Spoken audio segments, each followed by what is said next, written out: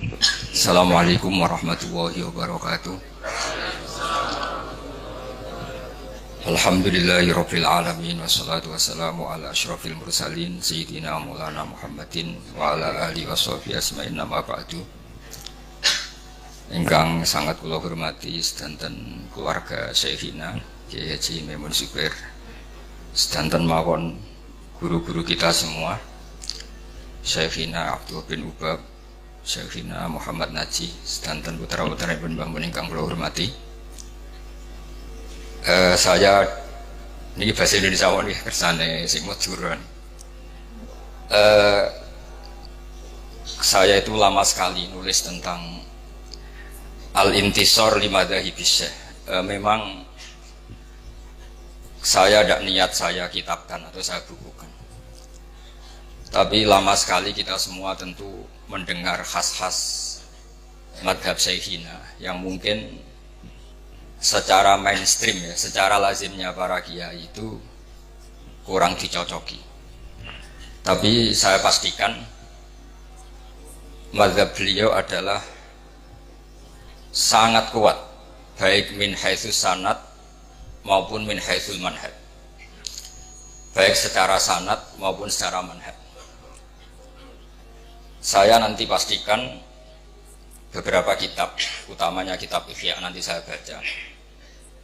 Bukan niat menggurui, tapi memang saya dan jenengan ini utamanya santri-santri, tentu saya tidak punya niat ngandani para kiai atau memberitahu para kiai, tapi ini utamanya anak-anak.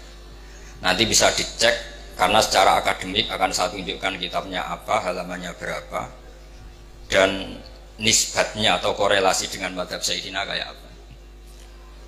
Misalnya begini, setiap saya macet di Semarang atau di Jakarta atau di mana saja, dan beberapa orang kaya, misalnya non muslim atau kaya lah, dikawal polisi atau punya otoritas tertentu, misalnya banyak pekerja muslim yang kerja di pabrik Cina atau di pabrik non muslim, itu hati saya menjadi tenang karena wakil gubernurnya itu Gus Yasin. Bukan apa-apa, karena saya akan kesulitan kalau ketemu Allah ditanya di mana al-Islam ya'lu wa la yu'la alaih, karena mereka sudah kaya raya dipimpin oleh mereka. Tapi kalau saya ditanya Allah, nyatanya yang kuasa itu Cina, pabriknya besar-besar, karyawannya banyak, uangnya banyak, tetap saja di bawah otoritas Gus Yasin. Sehingga kita jawabnya tuh gampang, masih al-Islam ya'lu wa la yu'la alaih. Begitu juga misalnya menyangkut Bu Mega, kenapa Yai Kerso ketemu Bu Mega itu berkali-kali ngendikan sama saya, aku itu seneng damai ha. Nah Indonesia perang sing kedusan yes aku wis disalamno wong wis tak betah-betah, sementing Indonesia damai, ora ana safku dima, ora ana darah napa mengalir. Tentu kita tahu dalam kaidah Darul Mafasid muqaddamun ala jalbil masalih. Jadi saya pastikan madhabus Syekh ini selain punya sanad yang qawi, juga punya manhaj yang qawi. Ini penting saya utarakan, meskipun anak-anak Anwar tentu banyak yang sebelum di sini mungkin mondok di beberapa pondok, yang mungkin sebagian kiainya punya madhab yang beda dengan madhab guru kita. Memang mulai dulu ikhtilaful a'imah rahmah itu enggak masalah. Tapi jangan sampai kemudian kita yang mulazamah di sini tidak tahu hujjah madhab guru kita. Maka saya berharap sekali dan senang sekali ketika Kyai Haji Muhammad Naji suka nulis dan saya sering baca tulisannya. Gus Yofur juga suka nulis, Gus Kamil juga jabat ketua DPRD Rembang. Karena kalau misalnya kita-kita ini tidak jabat, kemudian ditanya, kita-kita misalnya santri tahta syaukatil kafir atau tahta syaukatil fasik, juga kita kesulitan menjawab. Setidaknya kalau kita tahta syaukatis soleh, kita ketemu Allah itu masih bisa menjawab al-Islam ya'lu wa la yu'la. Jadi ini beberapa intisar ya, intisar limadzahibi Syekhina. Saya memang tidak mempersiapkan khusus, tapi memang saya sudah lama sekali menulis tentang itu. Dan beberapa kali saya talaqi syifahan dengan Mbah Mun, dengan Syekhina, dengan guru kita semua. Dan beberapa kali saya tanya, Yai, kenapa demikian? Mesti jawabnya Mbah Mun itu, pokoknya kata beliau ini, sanurihim ayatina fil afaq. Pernah saya tanya, itu saya ketemu di Medina, tak tanya, him itu rujuknya teng sinten, ya sapa wae. Mboten tiyang Islam tok, wong him kok wong Islam tok, ya sapa wae. Terus saya tanya lagi, Niki model Bakarim nopo Basiber. Ya domber ya pokoknya sapa wae. Karena masyhur beliau sering guyon kalau Basiber itu ma'ruf. Kalau merujukkan domber itu ces pulang pakem. Kalau Mbah Karim terkenalnya pokoknya mengkono-mengkono. So yim ya mengkono-mengkono wadalika ya mengkono-mengkono lahu ya mengkono. Dan kita tahu beliau murid Basiber, walidnya sendiri juga murid Bakarim. Selain nantinya juga muridnya Sayyid Alawi, Syekh Yasin bin Isa Al-Fadani. Sehingga kita punya guyonan dalam karangan-karangan ulama internasional. Suatu saat ada orang Syiah sama orang Sunni itu berdebat. Ini barokahnya domirnya model Bakarim. Berdebatnya itu ayyuhuma afdal, Ali dan Abu Bakar ayyuhuma afdal. Yang paling afdal siapa? Yang satu Sunni, yang satu Syi'i. Kita tahu kan kalau yang Sunni mesti Abu Bakar, kalau yang Syi'i Ali. Si ulama ini pinter karena nggak mau resiko melihat orang debat. Jawabnya itu mangkanat bintuhu tahtahu. Itu semuanya keplok, padahal nggak tahu maknanya apa.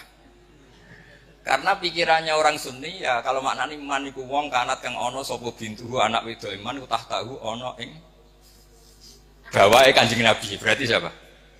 Abu Bakar fa inna Aisyata tahta yati Rasulillah sallallahu alaihi. Tapi perasaannya orang Syiah itu man iku wong kanat kang ono sapa bintuhu putrine Nabi ku tahtahu ono ing ngisore man. Berarti siapa? Ali, fa inna Fatimah tahta Ali. Itu semuanya keplok sama-sama nggak paham karena baru kayak mengkono tadi. Itu rujukannya kemana ya? Man kanat bintuhu tahtahu. Kamu merujukkan kemana kalau bintuhu? Sehingga yang Syiah ya puas karena dikira bintuhu itu siapa?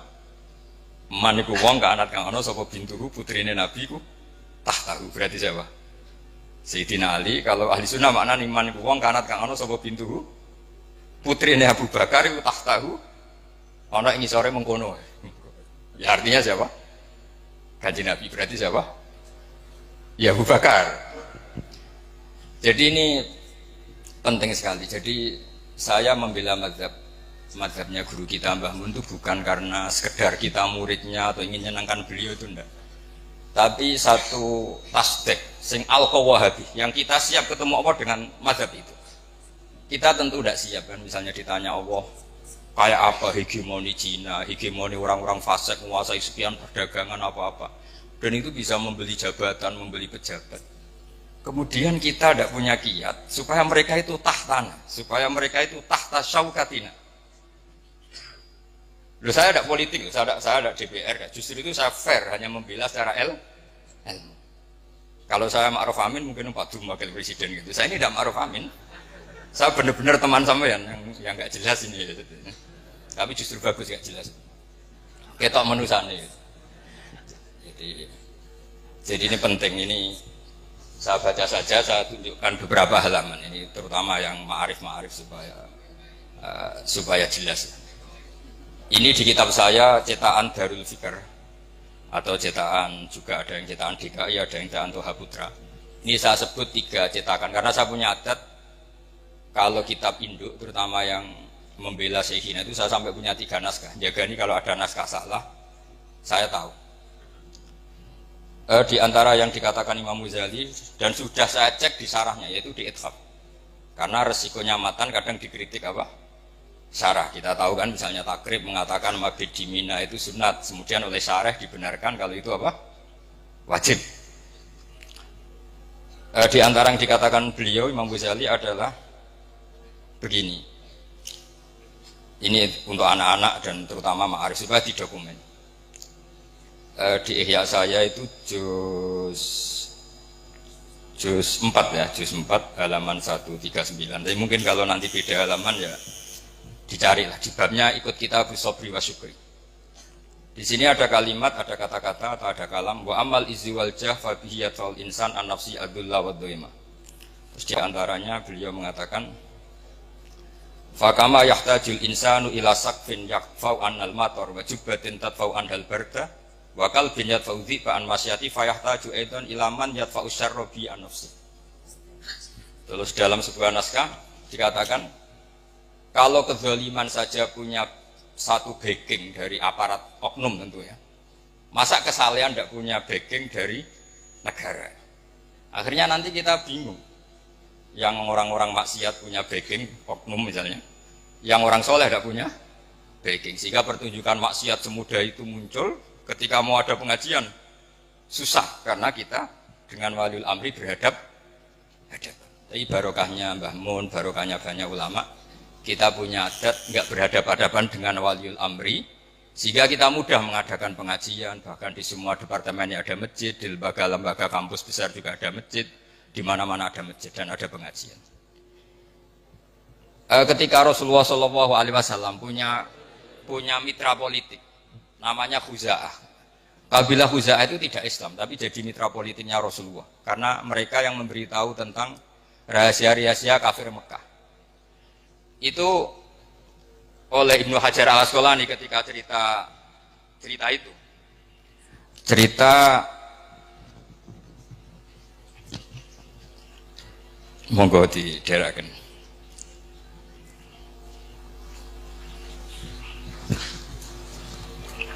Iya, ben kok bawa.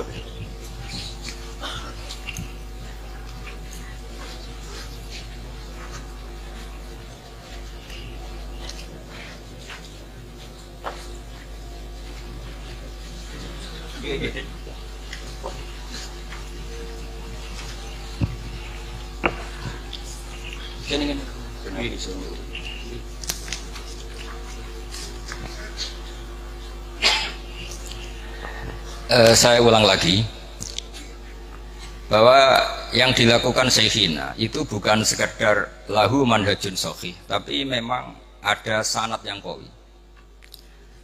Karena kita selalu berprinsip tadi al-Islam ya'lu wala yul'al. Dengan melihat Jakarta gaduh kayak gitu, melihat Semarang orang-orang kaya non muslim, orang-orang nggak sholat punya kekuasaan karena kaya raya. Lalu ketika kita ditanya, sudahkah melakukan proyek atau program al-Islam ya'lu? Tentu kita kebingungan. Tapi kalau mereka tahta syaukatina, karena kita punya Gus Yasin, di Rembang punya Gus Kamil, itu enak. Begitu juga tentang publik. Barokahnya orang-orang soleh itu punya masa yang banyak. Saya ulang lagi, barokahnya orang-orang soleh punya umat yang banyak, punya masa yang banyak. Mereka itu memperhitungkan kita, karena kita memperbanyak jumlah orang soleh. Coba kalau jumlah orang fasik, orang dolim itu mayoritas dan militan, kita akan kesulitan.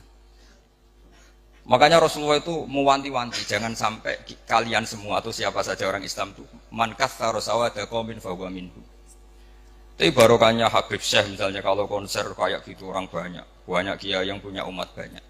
Itu wong fasik apa macam-macam yo mikir pemerintah nak penyalon presiden, iso takobal wa minkum takobal ya garing mana. Tapi kalau kita misalnya tadi ngajinya sufi tapi nggak mau ilmu, kiai para pejabat paling duit tok, golek pengaruh, golek syuhrat tok. Nah, itu resikonya sufi tanpa ilmu. Itu mungkin yang sering di alam kujulkan Mbah Mun zada khusyuan zada jalan. Itu sampean harus hafal semua itu. Dan harus dihafalin sampai mati itu wiridan apa? Zada khusyuan zada jalan. Misalnya dalam konteks Palestina. Palestina itu tentu musuhnya Israel. Dan Israel itu punya kekuatan besar didukung Amerika. Kemudian Indonesia membela Palestina. Bela Palestina kemudian diikuti oleh orang-orang Eropa. Dan non-Muslim, orang Eropa itu non-Muslim.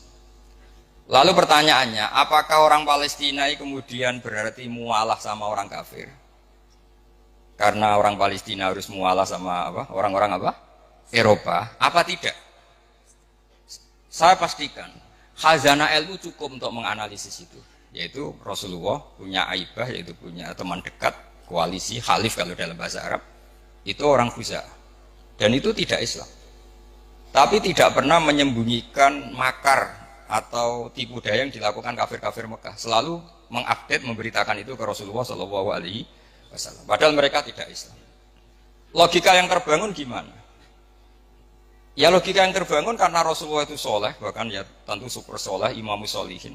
Ini di kitab Ibnu Hajar al-Asqalani, di Fathul Bari juz 5.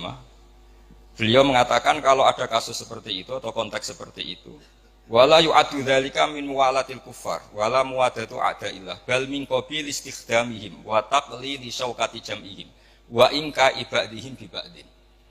Jadi kalau orang Eropa kamu biarkan tidak koalisi dengan Palestina, artinya Israel malah absolut karena semua dunia dukung Israel. Tapi barokahnya orang Palestina, orang Indonesia koalisi sama Eropa, Israel tidak terlalu solid karena tidak absolut. Artinya begini dalam hukum kias. Betul, ini saya intisor lisayhina. Kalau misalnya para pejabat itu hanya dikuasai orang fasik, semua kerjanya, programnya membela mereka. Tapi kalau dekat Mbah Mun, dekat kiai, setidaknya diarahkan mikir ngaji. Nganggep pondok tidak problem. Paham ya? Ini jelas ya? Jadi saya mohon sekali, mungkin Anda punya guru yang dulu madzhabnya beda dengan Syekhina. Tapi saya pastikan saya nulis ini lama sekali. Intisar li Syekhina, tulisan-tulisan saya tentang beliau. Dan ini saya lihat di Ihya, di Ithaf. Jadi beliau begini itu bukan mubtadi, bukan hal yang baru. Memang muttabi, guru-gurunya seperti itu. Bahkan beliau sering cerita ke saya, Salahuddin Al-Ayyubi itu iso ngalahno pasukan salib, itu barokah kitab Ihya. Barokah kitab apa? Ihya. Karena beliau mengkaji Ihya. Pernah beliau tak tanya, apa Salahuddin Al-Ayyubi itu menangi Imam Ghazali? Kata beliau, "Mbok menangi ora. Pokoknya pinter ngono iku barokah Ihya," katanya. Karena pernah tak hitung itu ya kayaknya ada menangi gitu. Karena saya pernah juga di Masjid Salahuddin Al-Ayyubi itu yang ini saya baca terus. Ini yang masih di Ihya. Kemudian dibenarkan oleh Ithaf. Wa kadzalika ulama udini. Ya ini saya baca lagi. Wa ala hadzal qasti kanal anbiya alladzina la mulka lahum wala saltanata yurauna salatina wa yatlubuna indahum al-jah. Dulu para nabi itu ya jadi penasihat presiden. Karena kalau nabi enggak mau, orang soleh enggak mau, penasihatnya kalau PKI gimana? Kan jadi pusing. Wa kadzalika ulama uddin. Syaratnya la ala qasti tanawuli min khazainihim wal istiksar fid dunya bimutafan. Tentu kita yakin guru kita tidak akan seperti itu. Terus ini Imam Ghazali menutup, wala tazunnanna anna ni'matallahi ala rasulillah haitsu nasarahu wa akmala dinahu wa adzharahu ala jami'i a'daihi wa makkana fil qulub hubbahu hatta tasa'a bi 'izzihi wa jahu kanat aqalla min ni'matihi alaihi haitsu kana yu'dha wa yudrab hatta faqara ilal harab wal hijrah. Artinya ketika Nabi punya otoritas penuh menguasai Mekah dan Madinah karena beliau orang soleh, jadinya aturan-aturan kesolehan, yaitu Ka'bah harus begini, nggak boleh ada lagi orang telanjang, nggak boleh ada berhala. Kalau kiai-kiai itu menguasai negara, paling-paling ujung-ujungnya ya bikin Mahat Ali, terus santri-santri dipikir negara. Kalau ada teroris juga nggak lagi ada intel ke pondok-pondok, karena santri pasti NKRI harga apa? Mati. Itu semuanya itu barokah. Ini penting saya utarakan. Terus kata syarahnya litam syati umurihim ad-diniyah. Ketika Imam Ghazali bilang ulama uddin, oleh kitab Ithaf Sayyid dikatakan salafan wa kholafan. Jadi ini bukti kalau teori itu tidak pernah mansuh. Karena beliau bilang salafan wa kholafan. Ini penting saya utarakan karena kita punya logika yang dua. Misalnya begini, kalau berteman orang fasik itu kan taksiru sawadil fusak, memperbanyak jumlahnya orang fasik. Tapi kalau yang fasik ini pejabat, kemudian orang soleh nggak mau nemanin, itu berarti taraktum ummata Muhammadin sallallahu alaihi wasallam fi aidil mubtadi'ah. Ya kalau mubtadi'ah, kalau mudillah, kalau mukafirah. Misalnya Anda membiarkan negara dikelola orang-orang fasik, kemudian punya ide bahwa pondok itu kriminal, bahwa pondok itu teroris, mereka yang bikin pelaturan, mereka yang punya otoritas, kita habis. Ini barokahnya istiannya Yai Kerso dekat Mega, terus Gus Roji cucunya DPR RI, Gus Kamil ketua DPR. Tapi Yai tentu selalu menjaga khazanah ilmu. Saya itu menyaksikan betul betapa bangganya beliau dengan Gus Najib. Ketika beliau ngarang Asyadaratul Lama, sering saya disuruh baca. Apa itu karangan Mbah Fadl Kawakibul Lama. Terus kata beliau, aku itu kiai tenan. Lah kok buktinya anak-anakku alim. Terus lama-lama. Jadi beliau itu mewakili minal janibin. Jadi yang negara ya diurus, khasnya pesantren juga apa? Jadi ini penting saya utarakan supaya kamu ala yakinin bahwa kita membela madhab Syekhina itu ala yakinin, ala bayinatin, bukan sekedar kultus. Hidup saya itu di Jogja, ketemu orang macam-macam. Ya kadang ditanya, kenapa guru Anda ikut P3? Saya tanya, kenapa Anda tanya? Terus, saya tanya. Terus kalau kiai politik itu kan jelek kata dia. Terus kata saya gini, ya biarin aja negara yang politik, orang-orang yang enggak beragama. Ya jangan nanti negara rusak. Ya sudah, biar kiai juga ada yang kerso apa? Politik. Jadi memang sebagian pertanyaan itu memang harus dijawab dengan pertanyaan, karena ini penting. Saya itu dulu pernah loh, saya itu punya kenangan terbaik di Jogja itu pernah diparani seorang yang pakar komunis, bukan sekedar komunis, pakarnya. Itu jam 4:30 saya masih ingat, tanya gini sama Pak Bahak, kalau kamu bisa menjelaskan Tuhan itu siapa, nanti saya mau Islam, kata saya. Terus saya bilang gini, ini ngajak pinter apa ngajak goblok, kata saya gitu. Kata dia, ya ngajak pinter, kata saya. Terus tanya, kira-kira yang jadi sebab, jadi faktor itu sesuatu yang wujud apa yang nihil, yang nihilisme atau yang adamiah kalau dalam bahasa Mbok. Ya di mana-mana sebab itu harus punya eksistensi, harus wujud. Lah ya anggap saja Tuhan itu penyebab alam ini. Jadi makanya kalau zaman kita ngaji Tuhan itu siapa? Zat sing wajibil wujud. Masa alam yang wujud ini disebabkan oleh adamiah? Sesuatu yang enggak ada menciptakan yang ada. Itu ngajak gendeng apa ngajak waras katanya. Terus dia bilang, ya ngajak gendeng Bapak. Berarti Tuhan itu ya? Ya itu Tuhan, dia kata saya gitu. Jadi sebetulnya kita ilmu kita, saya itu ngaji jamu jamek sama Bom. Ilmu kita itu cukup. Kalau dalam ilmu mantek kan gitu. Al-alam mutawahir, wa kullu mutawahir hadis la budda min muhdis. Nah, soal penamaan Allah itu dari syariat. Kita hanya sampai bahwa alam ini harus disebabkan sesuatu yang wujud. Masa sesuatu yang wujud disebabkan sesuatu yang adam. Makanya kita diajari siapa itu adalah wajibil wujud. Lah wajibil wujud itu oleh syariat disebut Allah SWT. Akhirnya dia nerima. Mulai dulu kalau Kiai bilang Allah begitu kan selesai katanya. Akhirnya dia Islam. Maksudnya Islam lagi apa nggak tahu saya, bahwa mungkin kecilnya pernah apa? Islam. Nah, Mbah Mun itu termasuk orang yang punya kemampuan itu. Punya kemampuan seperti itu. Olah pikir. Makanya ketika Imam Syafi'i, saya sering diceritani Imam Syafi'i ketika ngaji sama Imam Malik itu gaya hidupnya mewah. Setelah ngaji Imam Malik, ngaji Muhammad bin Hasan Asy-Syaibani di Irak, itu hidupnya lebih mewah lagi. Imam Malik mewah, itu Muhammad bin Hasan lebih mewah. Imam Syafi'i mulai gawe, ini gimana ulama kok? Itu kalau ngitung uang, ngitung emas kalau dulu dinar itu di meja. Jadi kalau santrinya mau salam tempel ya sungkan karena emasnya banyak. Itu malah sekali lagi Imam Malik sudah mewah, ini malah lebih mewah. Terus mulai tanya, Ajibta min hadi, kamu aneh dengan ulama seperti ini, min hadil khalah. Iya katanya. Ya kalau kamu gak terima ulama kaya, tak kasihkan orang fasik ben dipakai kefasikan. Jangan nanti malah dipakai maksiat. Ya sudah berarti ulama kaya boleh yang salang-salang. Semenjak itu Imam Syafi'i itu rubah cara berpikir. Ini penting sehingga saya menyaksikan betul ya. Iya karena saya punya sanad banyak ya, karena bapak saya itu ya muridnya ya temannya, Pak D saya ya muridnya temannya, karena beliau itu yang jan murid sama Mbah Sibir. Jadi si Mbah Sahal juga sebelum wafat sering ketemu saya kalau cerita Mbah Sibir. Jadi kita punya insya Allah punya sanad yang baik. Makanya jenengan harus bangga. Jadi muridnya Syekhina Kiai apa? Mbah Sibir. Saya itu marhafid kalau muji Mbah Mun Sundul Langit karena beliau yang menangi Sayyid Alawi. Saya bisa tafsir begini ya barokahnya Mbah Mun, karena Mbah Mun itu nggak pernah nggak ngendikan ulumul Quran. Mulai saya ngaji di MGS Baitul Khobir sampai di pondok, karena beliau muridnya Sayyid apa? Alawi. Sayyid Alawi itu ahli tafsir, termasuk yang bikin Hasyiah Baitul apa? Khobir. Terus juga punya murid Syekh Habib Salim Asy-Syatiri yang ngarang apa? Al-Fawaid apa? Asy-Syatiriyah atau An-Nafahat Al-Haramiyah. Itu kelihatan sekali betapa ilmu tafsir itu dekat sekali dengan Sayyid Alawi. Dan kita punya sanad Ali karena setelah Mbah Mun langsung Sayyid siapa? Sayyid Alawi. Makanya saya jenengan semua harus ikut bersyukur. Tapi saya mohon mencintai kiai itu yang benar-benar karena bayina. Kul inni ala bayinati min rabbi, sehingga semuanya ini umatnya Rasulullah. Sehingga Mbah Mun mau ngurusi orang yang macam-macam. Jangan kamu mengklasifikasi orang gitu kok diurusi, orang itu kok diurusi, itu makom sampean. Mungkin kalau air tidak 2 kolah kena najis ikut apa?